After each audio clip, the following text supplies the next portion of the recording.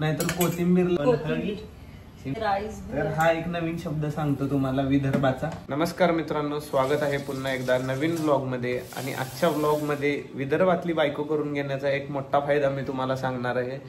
आपल्या महाराष्ट्रात असे बरेच पदार्थ आहेत जे फारसे फेमस नाहीत पण खूप टेस्टी आणि इझी टू मेक आहेत. म्हणजे खूप लगेच फास्ट आणि सोप्या पद्धतीने आणि कमी पदार्थांमध्ये बनवता येतात. तर आज माझी बायको माझा आवडता वडी भात बनवत आहे आणि तो कसा बनवणार आहे, काय बनवणार आहे, हे सगळे गोष्टी आता मी तुम्हाला सांगणार आहे. त्याआधी बायकोनं कांदा वगैरे चिरून घेतला, टोमॅटो चिरून घेतला, पण लसूण चिरायचं सगळ्यात अवघड काम मला दिलेलं आहे. सो तुम्ही म्हणू शकता की हा भात ॲज गुड ॲज मीच केलेला आहे. तर चला बघूया आपण भात कसा बनतोय ते. वडी भातामधला सगळ्यात मेन इन्ग्रेडियंट आहे ही वडी. आणि ही वडी कशापासून बनते? उडद डाळ, मूग डाळ. तर हे बेसिकली वेगवेगळ्या डाळींपासून बनते. ह्याला एक बनवायची पण खास प्रोसिजर आहे. ओके, तर ही वेगळ्या पद्धतीने बनवली जाते. मला ज्या प्रकारे यातले इन्ग्रेडियंट बघून असं वाटतं की ह्यामध्ये प्रोटीन चांगल्या प्रमाणात आहे आणि हे बऱ्यापैकी पौष्टिक सुद्धा आहे. सो तुम्हाला अशी वडी हवी असेल तर आम्हाला कमेंट करा. सो जर भाजी पण बनते, याची भाजी पण बनते, तीही आम्ही कुठल्या तरी एका व्लॉग मध्ये कव्हर करू. खूप टेस्टी बनते आणि मला तर खूप आवडते. म्हणजे जिकडे जेव्हापासून यांच्या इथं खाल्लं मी तेव्हापासून. आणि जर तुम्हाला अशी वडी हवी असली तर कमेंट करा, आम्ही याच्यावर नक्की विचार करू आणि ह्याच्यावर एक बिझनेस स्टार्ट करू. बोल बोल, तो काय बोलत होती? म्हणजे आता आमच्या इथं म्हटल्यावर ते कन्फ्युज होतील ना नेमकं कुठं भेटतं ते. आणि बाकी इकडं असं सगळं चिरून घेतलेलं आहे टोमॅटो, कांदा, कढीपत्ता, लसूण आणि मिरची. खूप जास्त फार पदार्थ लागतात असे नाही, सिंपल तेवढंच. सिंपल मध्ये डिंपल, कळालं का? सिंपल सिंपल सिंपल हवी, सिंपल मध्ये डिंपल हवी. कोथिंबीर, बापरे ही कोथिंबीर बोलली आता, कोथिंबीर. नाहीतर कोथिंबीरला सांबार सांबार बोलत असते. सांबार वडी बोलली होती एकदा, मला वाटलं उडीद वडे बनवतात का काय त्याच्यासोबत खायला सांबार. विदर्भ सांबारच म्हणतात. तर पहिला टाकून घेतलेला आहे कुकर मध्ये ऑइल, तेल थोडं कमी टाकलं तरी चालेल.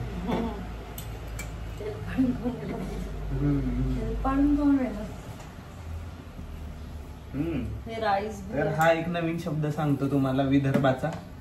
विदर्भीयन बायको सोबत लग्न करण्याचा अजून एक नवीन फायदा. खूप नवीन शब्द माहित होतात. एल पाडून का राहिला, आता याचा अर्थ काय ते सांग त्यांना. पहिला एल पाडून करता अर्थ सांग. हळूहळू सगळ्या एकाच ब्लॉग मध्ये सगळे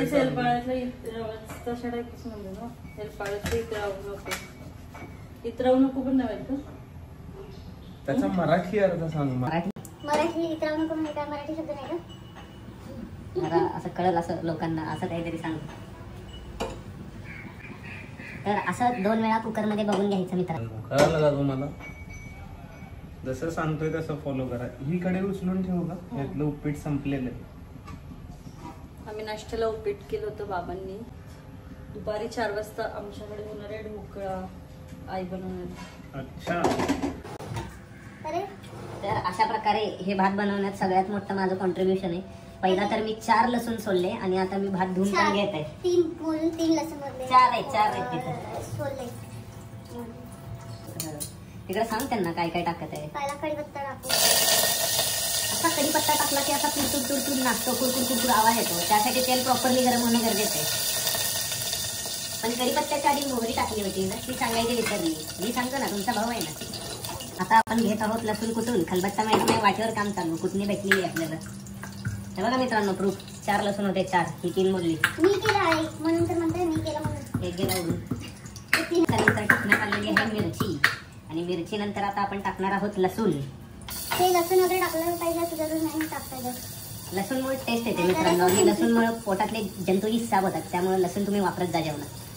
आणि हे कांदे as good as I am nutritionist. So मी असं तुम्हाला न्यूट्रिशन बद्दल पण माहिती देऊ. मी वैष्णव मी नाही राहिली घरी वगैरे विदर्भात गेली तर तू बनवू शकतेस ना. अच्छा. तर कांदे आणि वडी सोबत टाकायची असते. ठीक आहे. ओके. त्याला लाल होतपर्यंत, वडीला लाल होतपर्यंत करायचं असते. मग हे टोमॅटो नाही टाकले? सध्या टोमॅटो थोडे पण नाही टाकले का? सध्या नाही. तर मित्रांनो, मिरची नंतर आपण लसूण टाकून घेतला आणि त्याच्यानंतर वडी टाकली, टोमॅटो टाकलेले नाहीये. आणि वडी आणि कांदा सोबतच टाकायचं असते. आणि लाल मी आता होतपर्यंत खूपच काम केल्यामुळे मला लागलेली आहे भूक आणि मी कालच्या पप्पांचा बर्थडेचा राहिलेला केक खाणार आहे. आत्ता खाल्लं पीठ, 15 मिनिटं झाली. 15 मिनिटं. कोथिंबीर म्हणजे विदर्भातला सांबार कट करून घेते. बघू नकोस, पोटात दुखतं. खाल्लं मी. फ्रीजमध्ये मित्रांनो, जवळपास केक मधला 1/4 भाग बाकी होता आणि तो हिने एकटीने खाल्लाय. तो क्रीम वाला केक. मी तुम्हाला दाखवतो. नको असू दे. हे बघा, हा एवढा 1/4 भाग खाल्लाय आणि नंतर हिला भूक नाही लागेल, जेवत नाही, मला भूक नाही म्हणत असते. हा मस्त वास येतोय मित्रांनो. बरोबर तुम्ही मला कशी सवय माहितीये का, असं जरा खाऊन बघायची सवय मध्ये. आता कसं कुकरमध्ये असल्यामुळे खाता येत नाही मित्रांनो. असं शिकून आणि हे म्हटलं जातं तेव्हा सतर्क आणि सावधान राहा. ह्या वड्या मी घरून आणल्यात. अच्छा, आम्हाला वाटलं दुकानातून आणली. असं शिकून घ्या म्हटलं की सतर्क आणि सावधान राहा, कारण नेक्स्ट टाइम पासून हे तुम्हालाच बनवावं लागणार असतं. कुठलं गाणं म्हणत आहे काय माहिती कालपासून. मी पप्पांच्या याला स्टेटस राजा माणूस हा दिलदार ठेवला होता, तर हे कुठलं तरी बॉस बॉस गाणं माहितीये. कुठलं गाणं तुम्हाला माहितीये का? कमेंट मध्ये सांगा. असं गाणं आहे एकटा बॉस. एकटा बॉस का एकटा बॉस? एकटा बॉस. किती बी समजा येऊ द्या त्यांना एकटा बॉस. हा पण ऐकू जास्त प्ले नाही करता येणार, नाही तर कॉपीराईट इश्यू येईल. तर आपण थोडंच बघू काय आहे.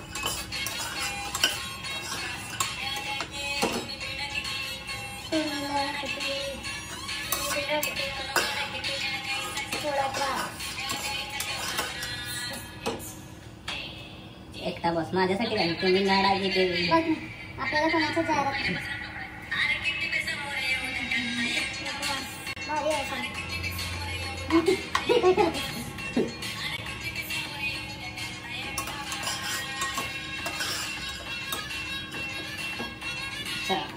तर हे गाणं मी पूर्ण ऐकणार आहे वैयक्तिक मध्ये. इथं कॉपीराईट येईल मला. अनिकेत एडी प्रोडक्शनचं गाणं आहे हे. क्रेडिट देतोय मी, सो त्यानं मला स्ट्राईक देऊ नये. तर मित्रांनो, हे असं लाल लाल होईपर्यंत दिसतंय का कॅमेरा, हे वडी लाल होईपर्यंत त्याला व्यवस्थित भाजून घ्यायचं आहे. आणि ह्याच्यासाठी खूप जरा थोडा जास्त वेळ द्यावा लागतो. स्लो फ्लेम वर ठेवून असं एक 10-15 मिनिटं असं त्याला स्टीअर करत राहावं लागतं. तर मग ते लाल झाल्यावर लाल लाल कलरचे टोमॅटो टाकायचे आहे.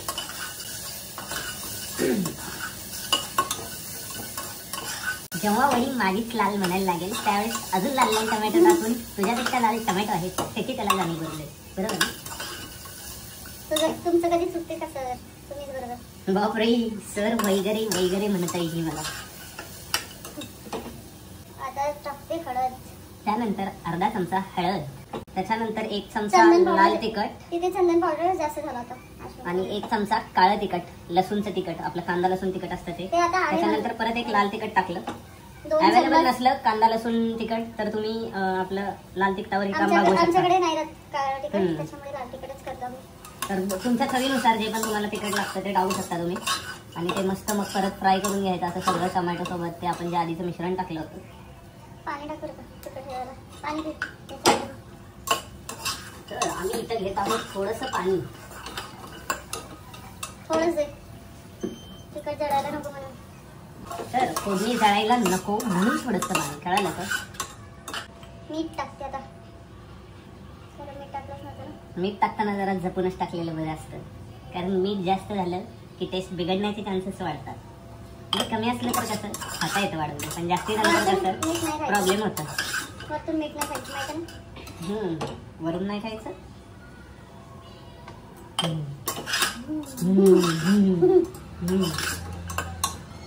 वरून म्हणजे एक्स्ट्रा मीठ नाही खायचं जास्त घेऊन, न शिजवलेलं अनकुक्ड मीठ नाही खायचं असं ती म्हणते. वरून मीठ खाते आणि डाएट करत असते. मीठ कमी असल्यावर काय करणार मॅडम? मीठ व्यवस्थित टाकायचं ना मग टाकताना. मीठ कमी जरी पडलं तर गलगंडाचा त्रास होण्याचे चान्सेस वाढतात. काय म्हणतात रे बाबा इंग्लिशमध्ये? तोंडाला चवीसाठी नाही खायचं असते माहिती ना. मीठ कमी पडल्यावर शरीराला काय होते? जसं की आपण विज्ञानाच्या पुस्तकात शिकलो होतं, आयोडीन कमी झालं तर गलगंडाचा त्रास होतो, म्हणजेच घसादुखीचा त्रास होतो.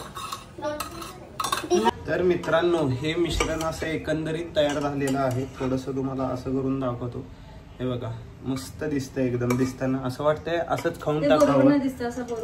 दाखवलंय. आणि राईस टाकू आता आपण टाकत आहोत धुवून घेतलेला राईस, तांदूळ. एक गंमत तुम्हाला सांगतो, आपण नेहमी म्हणतो की तांदूळ निवडून घेतला. ऍक्च्युली आपण तांदूळ निवडत नाही, तांदळातले खडे निवडतो. आणि बोलताना असं बोलतो की तांदूळ निवडतो. तुला कळालं का जप? नाही कळालं? अच्छा, जप नाही कळला बाळाला. हो, पहिल्यापासूनच जन्मल्यापासूनच हुशार आहे मी. एवढा सांबार टाकलं का त्यात? थोडं पाणी कधी टाकलं? तर मित्रांनो, त्यात टाकलेला आहे भात. आणि तो भात आता ते झालेल्या मिश्रणासोबत चांगला एकजीव झाला पाहिजे. पाणी नाही टाकलेलं अजून, असा हार्ड राईस आहे. तर आता यात पाणी थोड्या वेळानं पाणी टाकण्यात येईल, एक 5-10 मिनिटं शिजवून. आणि मग डायरेक्ट आता तुम्हाला राईस झाल्यावरच भेटतो, कारण अशी बडबड माझी तुम्हाला खूप ऐकायला मिळते. तर मित्रांनो, पाणी टाकत आहोत आणि आता 1 वाटी पाणी टाकलेलं आहे आपण. 1 वाटी नाही, भात शिजेपर्यंत. हो, अजून टाकणार. तसं तर भात शिजल्यावर येणार होतो डायरेक्ट, पण जाऊ दे म्हटलं, पाणी टाकताना पण दाखवतो तुम्हाला. पाणी टाकते, नंतर तुमचा विश्वास नाही बसायचा. काय तर विश्वास कमी बसेल. भातच आहे ना, मसाले राईस सारखंच आहे. आता झाकण लावलेलं आहे आणि बंद केलेलं आहे. 3 शिट्ट्या झाल्यावर आपण भात कसा होतो आणि काय होतो ते सगळं पाहूयात. आणि त्यानंतर त्याची टेस्ट कशी आहे हे पण मी तुम्हाला सांगतो. तोपर्यंत राम राम. तर मित्रांनो, कुकरच्या 3 शिट्ट्या झालेल्या आहेत आणि थोडा वेळ झालेला आहे आणि आपला भात शिजून तयार आहे यामध्ये. चला तर आता पटकन ओपन करतो आणि चटकन तुम्हाला भात कसा झाला आहे ते दाखवतो.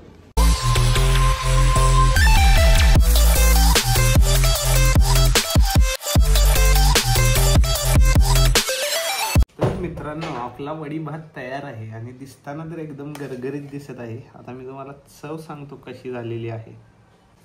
एक नंबर झालेला आहे. मस्त स्पायसी, थोडासा आंबट चिंबट आणि मऊ झालेला आहे. आणि अशा पावसाच्या वातावरणात खायला तर 1 नंबर मजा येते. तर तुम्हाला दाखवायसाठी चमच्यानं खातोय, पण हातानं खाण्याची जी मजा आहे हा भात, ती कशातच नाही. आणि मग काय, ह्याच्यासोबत थोडंसं आता लोणचं वगैरे घेतलं तर अजून बेस्ट लागेल. आणि तिला कसं वाटला ते ती खाऊन सांगेल. खरंच छान झाला, मला खूप आवडला. तू पण सांग टेस्ट कशी आहे. तर मित्रांनो, आता सगळेजण आम्ही भातावर ताव मारणार आहे. तुम्ही पण लगेच रेसिपी बनवा आणि तुम्ही पण जरा पावसाच्या वातावरणात मस्त वडी भात एन्जॉय करा. आणि चला भेटूया पुढच्या व्लॉगमध्ये. तोपर्यंत खात राहा, मजेत राहा. Bye bye.